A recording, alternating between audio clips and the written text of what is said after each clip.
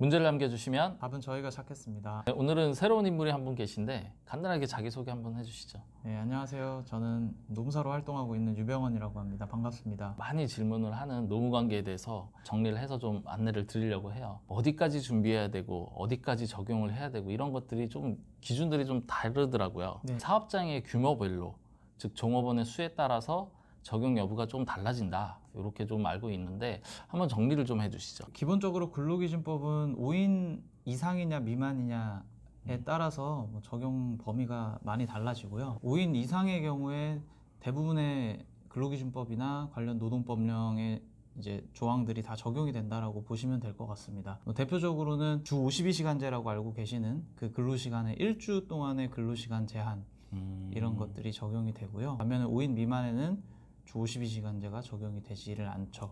또 대표적인 게 5인 이상의 경우에는 해고를 하려면 사업주에게 정당한 이유라는 게 필요하고요. 그렇겠죠. 5인 미만의 경우에는 그 정당한 이유라는 건 필요하지 않게 됩니다. 그래서 사장님들이 조금 줄이겠다라고 얘기를 많이 네. 하시는데 네. 쪼개는다는 얘기도 해요. A라는 법인이 있는데 네. 예를 들어 법인을 하나 더 내는 거죠. 아니면 네네네. 개인 사업자를 더 내가지고 직원을 양분하는 거예요. 네.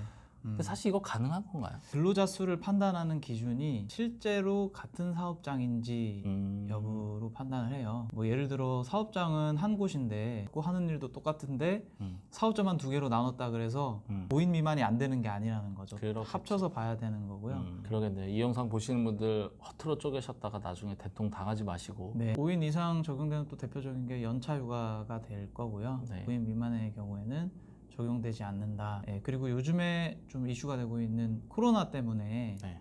이제 휴업을 많이들 하시잖아요. 그렇죠. 휴업이라고 네. 하면은 이제 사업주의 귀책 사유로 인해서 근무를 하지 못하게 하는 거를 휴업이라고 하는데요. 근로자가 일을 하지 않더라도 평균 임금의 70%를 지급을 해주셔야 돼요. 네네. 근데 5인 이상의 경우에만 이거는 적용이 되는 거고 5인 미만의 경우에는 적용이 되지 않습니다.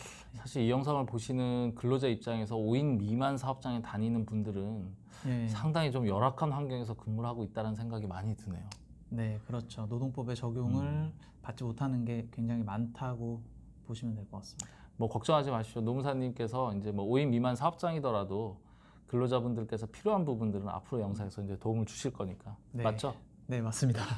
또 10인, 30인 기준이 하나 있던데 그거는 어떤 내용일까요? 네, 일단 10인이 되시면 취업규칙이라는 거를 작성해서 신고해야 될 의무가 생기고, 이제 취업규칙은 간단히 말하면 사업장 내 사규라고 보시면 될 것 같습니다. 30인 이상이 되었을 때는 노사협의회라는 거를 설치를 해서 또 노사협의회 규정이라는 걸 관할 노동지청에다가 신고를 해 주셔야 되고요. 삼성전자에서 노조를 금지했다 뭐 이런 얘기 있었잖아요, 한참. 그렇죠. 예. 근데 이 노조라는 거하고 방금 말씀하신 30인 이상 노사협의회는 다른 개념일까요? 네, 다른 겁니다. 예. 아, 노조는 근로자들이 모여서 노동 조건, 근로 조건을 향상시키기 위해서 만든 단체라고 보면 될 것 같고, 노사협의회 같은 경우는 이름에서도 알 수 있듯이 노와 사가 서로 어떤 뭐 근로 조건이나 어떤 사내 어떤 회사가 잘 되게 하기 위한 그런 목적도 갖고 있는 어떤 협의체라고 보시면 될 것 같습니다. 두 개는 목적이 아예 다른 거다, 이렇게 보시면. 그러니까 간혹 이제 대표님들 중에 30인 이상인데 노사협의회 얘기를 하면 노조 설립으로 이해하셔가지고 아니 우리 같은 네. 회사가 뭘 이걸 하냐 이렇게 좀 간혹 오해하시는 네. 분들이 있는데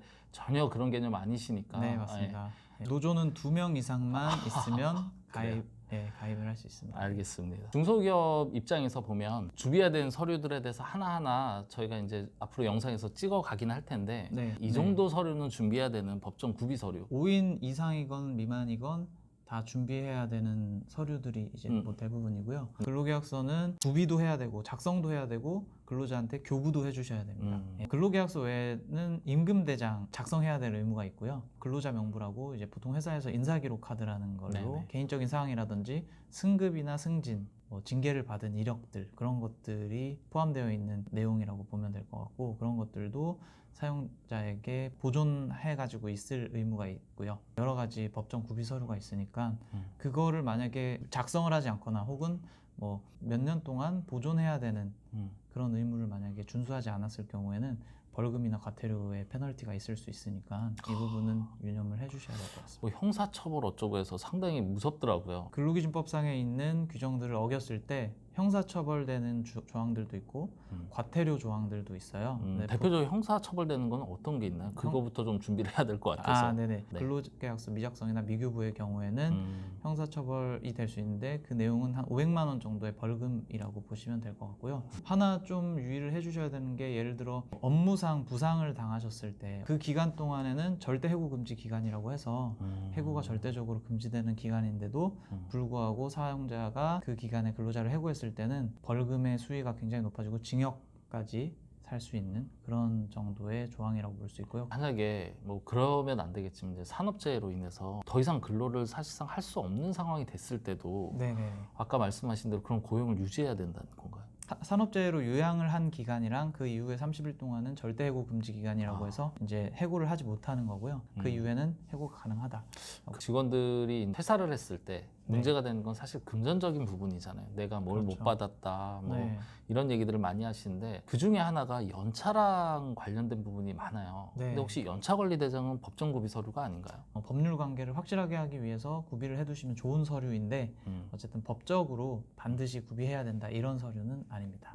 근로자가 연차를 몇 개 쓸 수 있고 몇 개 사용했고 이런 것들이 서류상으로 남아 있으면 향후 분쟁 예방에도 도움이 되고요. 작성하시는 거를 추천드립니다. 앞으로 세부적인 내용을 가지고 하나하나 짚어서 이야기해 보도록 하겠습니다.